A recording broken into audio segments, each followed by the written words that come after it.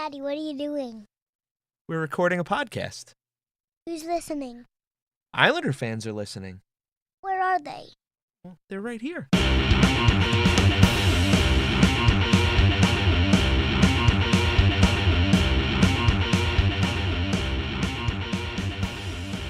Welcome to the Isles Faithful Podcast with your host, Michael Sherline.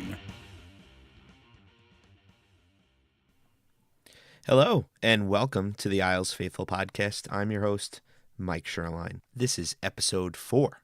Today is August 22nd, and we are going to be speaking to Mike from Isles Meetup Charlotte, and he'll be telling us all about the meetup down there on October 4th for the Canes opener against the Islanders. We're going to hear a little bit about Lou Lamoriello and analytics. We're going to hear from some Twitter followers with our Twitter question segment. Always a good time. Some silly ones in there this week. And we'll also be talking about Lou Lamoriello's appearance on SiriusXM, Barry Trotz's interview with Arthur Staple on The Athletic, and the Twitter contest that we are running for a Yes Men Outfitters t-shirt. Earlier this week, Arthur Staple of The Athletic sat down with Barry Trotz, and they had a nice little question and answer. Now, for those of you who might not subscribe, I'll give you some of the best parts. So it's funny that we spoke about analytics with Reagan King last week, because they go into a little bit of analytics in the interview. Arthur asked, when you look at some of the analytics from your time in Washington, in particular last season, your team was last in shots on goal but tied for first in shooting percentage. Was that a byproduct of something structural, or was that a stated goal to focus on attempts and more on creating good shooting opportunities? Barry replied, it was a goal. We're looking for quality. A lot of people put a lot of value in analytics into shots on goal or shot attempts. I put more value on quality shots. It's like quality chances versus regular scoring chances. An unscreened shot from the blue line goes in maybe 1% of the time. If you get into the hash marks below the circles, lateral plays, they go up to 20, 30, 40, 50%. I'd rather have one 40%er than 41%ers. And that's where the league is going, I think. Most of the high-scoring teams aren't just putting pucks in the net for volume. Sometimes the analytic world puts a lot of value on shots for, but if you're shooting from the blue line 100 times a game, my Corsi is going to be fantastic, but I'm not scoring any goals. Now, if you recall from episode 3 when I spoke to Reagan, we weren't sure if Barry Trotz or Lou Lamoriello were analytic guys at all. I believe this,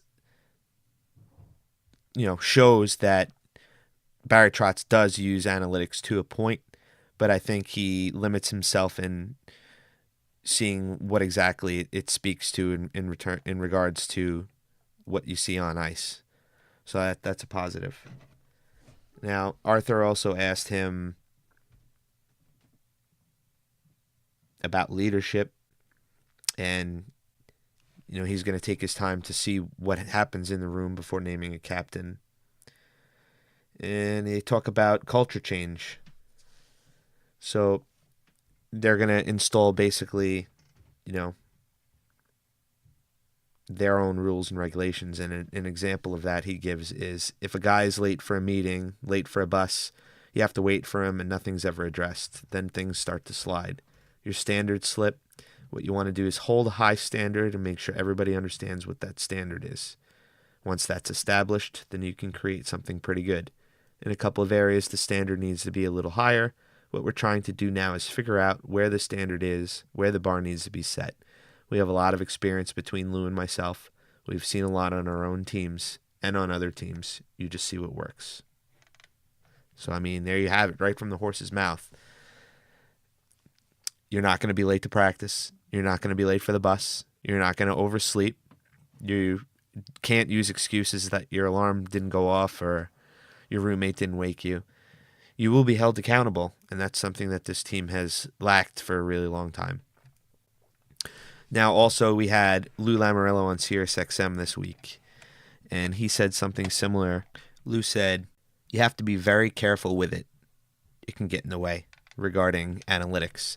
So I think that statement shows that Lou can also use analytics, but he takes what he can take from it, because if you stick to analytics too close, I'm just paraphrasing.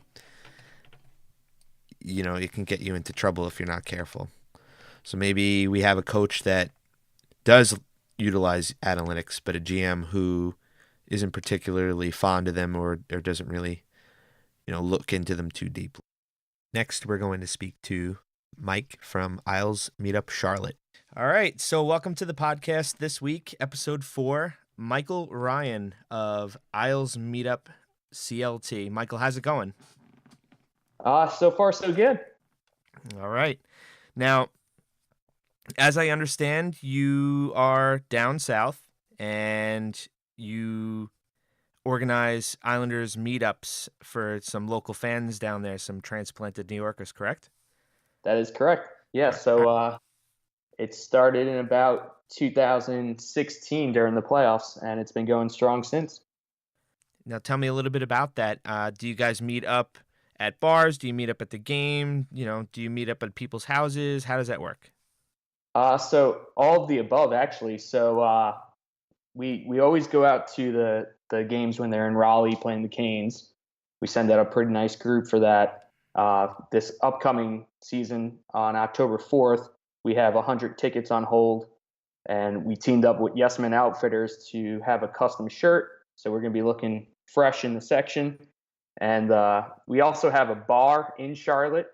It's actually a soccer bar, but most of the games are during the day, so they can have us take over the bar at night. And it's a perfect setup. They put on the game on all their TVs. They put the sound on, and we get usually between 30 to 50 people at these meetups. Wow, that's pretty crazy. I didn't realize there would be that many Islander fans down there. I do understand that there are a lot of transplanted New Yorkers down there, especially Long Islanders. I myself have family in that area, so I'm not completely surprised, but I'm surprised that it has the traction that it does. Yeah, it still blows me away every day. When I first moved down here, I'd be wearing my Islanders gear, just walking my dog, and people would be shouting out their cars like, "Hey, let's go Islanders!" And I'm like, all right, so there's definitely more than just me here who's an Islander fan. And that kind of gave me the fuel to the fire. Awesome. Now, I spoke to Devin from Yes Men Outfitters in the last episode. Hopefully you gave it a listen. And he told me a little bit about what you guys had going on, and it obviously piqued my interest enough to reach out to you. So I want to get your message out to as many people as I can, because I think stuff like this is great. In the past, when I've gone different places for the entry drafts and everything, I've always tried to meet up with a bunch of fans from other teams and just try to get the whole experience in and have the most fun possible while I'm in a new city. So tell me, what now can fans expect when they meet up and they purchase a ticket?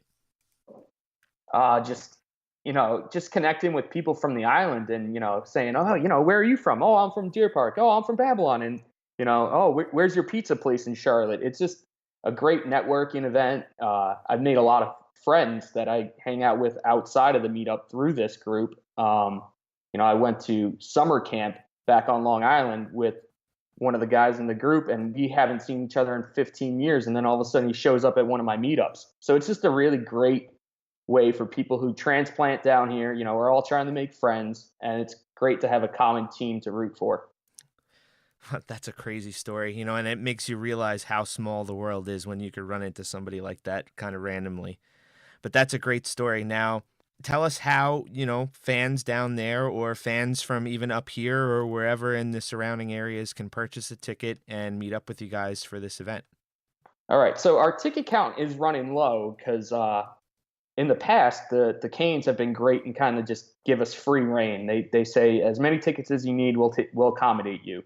But since it's the season opener and it's their home opener, my ticket rep, he's like, "Hey, Mike, I could get you 100 to start," and he can't make any promises, after that. So right now we're down to less than 20 tickets. Wow. And so it kind of took off. It's been a week. So we announced it last week that we had the group going, and we sold 80 plus tickets already in a week. So there's definitely a demand for them, and it's a Thursday night. And like I said, Charlotte is 3 hours away. So the fact that many people already have purchased just shows you how loyal this group and fan base is. Now, do you think this is part and parcel because of all like the changes now with the Islanders and Barry Trotz, Lou Lamoriello, and obviously the loss of 91, or do you see the excitement now in the kid who won the Calder and some other stuff that's changed? Yeah, I think this upcoming preseason, this camp, the fact that so many guys are fighting for just a roster position just kind of gets me excited just to know that Trotz is going to put the best team out there. He's got a lot of options, and I think competition's great for a team to get started. I don't think anyone really, except that kid that won the Calder, is safe to have a position. All right. Now, what about Josh Hosang? What are your feelings there? Oh, so I'm a big supporter of Josh. So another thing is the Sound Tigers now come to Charlotte, and we also send groups out to support the farm team. And the last time they played here, Josh was actually with Bridgeport, and we were just hanging out before the game in the stands, and Josh just walked over and sat down and started, just shooting it with us. And it was just, he's a real down to earth kid. He's still a kid, and he just, he made some mistakes, but he wants to be on the team. You could tell just having in the conversation we had. So I hope that it's his camp and he makes the team. That's my hope too, and I agree. I think he's a dynamic player with a lot of skills and definitely a skill set that not many people around the league or even in hockey in general possess. So, I mean, that's definitely a positive there. The fact that Barry Trotz has gone and said that, on record, he, just needs to put it all together and play into systems. And, he's going to sit down and he's already worked with him or spoken to him at least. And all positives. Even from Lou, there's just positive stuff there. And at this point, everybody's got a clean slate. I've said that in the last couple of episodes here. Moving on, we're talking about Nelson, talking about Bailey, talking about Ladd even. So you never know really what's going to happen. And I think that that's like one of the most exciting things. So tell me now, are there any other games that you guys plan on doing any meetups for during the season? I'm not entirely sure off the top of my head without really looking how many times we play Carolina during the season. Is it 2 or 3, 4 even? So it's just 2 in Carolina. Okay. So it's the season opener on October 4th, and then at the end of October, October 28th, it's a Sunday 5:00 game, which we will also be going out to. That one we should be able to have unlimited tickets like we have in the past, and they might actually create a custom link for us, the Canes, the Hurricanes, and that way people can just go click make payment, click their tickets, and join us and sit with us. So it'd be a lot more convenient for that one. Well, that seems like it would be a heck of a lot more convenient than trying to organize, basically a crazy group of people randomly purchasing tickets, Well, yeah, and then the fact that we also added the shirt for the home opener. So, I mean, for the season opener. So it's definitely a lot of moving parts, but I'm off for the summer, so I kind of got everything up and running while I still had a lot of free time. And now it's kind of just got to sell these last few tickets, and then we're ready to go. All right. Now, aside from your own group here, tell me about some of the other groups that are loosely affiliated with you guys. Yeah, so one of our original 6 members, and we like to joke and call ourselves that, he was one of the guys that showed up at our very first meetup. He actually had to get relocated for work down to Tampa. And he's just an outgoing person. Everyone loves him in the group. And I was like, Kevin, you got to start it up down there. And he was a little hesitant at first, but once he got it going, he realized that, Tampa is just like Charlotte, a lot of transplants down there. And it's also a market where a lot of people from Long Island love to go and catch a road game. So he started the page, less than a week ago. It's already at like 125 followers. He met with the Lightning today, actually, and they gave him a tour of the arena, and he's setting up a group for the game there in, I believe it's November. And he's going to just run with it. And I'm sure eventually his group will be larger than ours because he's just a great guy. And then the Philly group is actually my childhood best friend. He grew up right across the street from me in Deer Park, and his dad is Rich Kahn, who, if you're a long time Islander fan, Rich Kahn. He was the PA announcer in the early 90s, and he grew up right across the street from me, my friend, and he moved to Philly probably about 15, 20 years ago now, and he's been a diehard Islander fan, so he wants to start it up there. And I said, have your dad call one of the games, put the sound on mute, and I'm sure the Islander fans would love it. Yeah, I did see that. I think in the past week or so, both of those accounts have followed me, and that was part of the reason why I had reached out to you, is I wanted to get this out there because you were the largest, and I definitely want to sit and speak with the both of them as well, because I think this is such a cool thing. And especially Philly is a very short trip away from Long Island. I think that is definitely something that I would probably be interested in myself. I don't really get the opportunity to take many days off due to my job, but that's something I would definitely be interested in, and I will definitely work with all three of you guys. Yeah, and I think the Philly one, everyone knows about Flyer fans, so they can be a little brutal, but if you're there with a larger group, I think you're in better shape. So I definitely think that he's going to be very popular when the Islanders are in town in Philly. So definitely follow those two pages. And then yesterday, the DC Meetup group came back to life. They were very active during the playoff run in 2016, and they saw us heating up, so they came back, and they have a group right in DC as well. They have a bar already set up, so definitely make sure you follow them there. I think they're Isles Meetup _DMV. All right, not the actual Department of Motor Vehicles. No. So it's DC, Maryland, Virginia. They try to get all the fans from those areas to come out. All right, that sounds awesome too, man. I'm really happy that you guys are finding the success in what you guys are doing. And now tell me where we could find some information. Do you guys have a website? So we are very active on social media. And we meet people that were fans from the Dynasty era. They, everyone has Facebook now these days. So we're even tapping into the older crew with Facebook. So we're on Twitter at Isles Meetup _CLT. On Facebook, we're Isles Meetups _Charlotte. And then on Instagram, we're Isles Meetup _CLT. All right. I will definitely go and check those out. And if you could obviously send me those links so that I could post them up, I will do that as well. Thank you so much. All right, Mike, thanks for joining us this week. Hopefully we can meet up again in the future. I would love to. All right, a couple of exciting updates since we last spoke to Mike. He has since received a few extra tickets from the Carolina Hurricanes, and they've hit 106 tickets sold, and they can't get any more for their game October 4th. Canes versus Islanders for the Canes home opener. Now, that's pretty awesome. The other piece of exciting news is that he received a email from John Ledecky, and he's going to attempt to go and meet up with the group down there, his schedule permitting. But he reached out to Mike, said he loved what he was doing and the enthusiasm of the group of Islander fans he's gathered down there, and really appreciates the effort he's putting in. So congratulations on that, Mike. That's great news.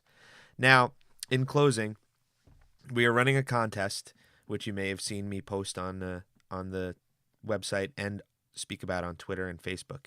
We're giving away that same T-shirt that you'll receive if you attend the game down in Carolina. It's an exclusive T-shirt to the group. You can only get it if you go down to the game in October. But Devin of Yes Men Outfitters was very nice enough to provide us with a shirt to give away. So head on over to the website. Please enter the contest via the Rafflecopter widget on the post. I'll provide a link in the description. You have until Friday to enter to win. Good luck. Thank you for listening. We'll see you in episode 5.